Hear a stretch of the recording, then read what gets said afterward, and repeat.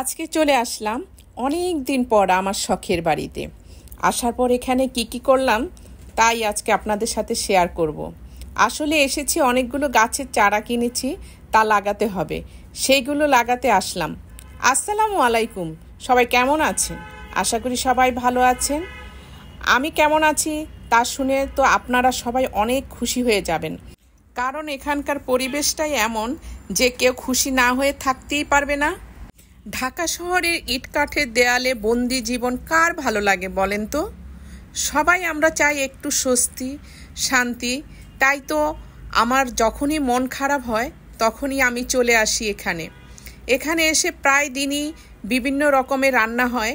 আজ আমার সাহায্যকারী নেই, তাই বোনের মেয়েটা রংপুর থেকে এসেছে, ওকে নিয়ে চলে আসলাম এই জনমানবহীন, গাড়ির শব্দবিহীন এক নির্জন পরিবেশে। একবার দেখেন কি সুন্দর প্রকৃতি, যেন সবুজ চাদরে বিছানা বিছিয়ে দিয়েছে। দেখে তো চোখ ফেরাতে পারছি না। মনে মনে ভাবছি আমি কতটা সৌভাগ্যবান যে আল্লাহর সৃষ্টির এই অপরূপ দৃশ্য দেখার সৌভাগ্য আমার হয়েছে। আমার যেতে মন চাইছে না, মনে হয় এখানেই ছাদের উপর বিছানা বিছিয়ে শুয়ে থাকি আর আকাশের পানে চেয়ে থাকি। চারিদিকে সবুজ আর পাখির ডাক উপভোগ করি। অনেকক্ষণ ছিলাম, ভুলেই গিয়েছিলাম গাছ লাগাতে।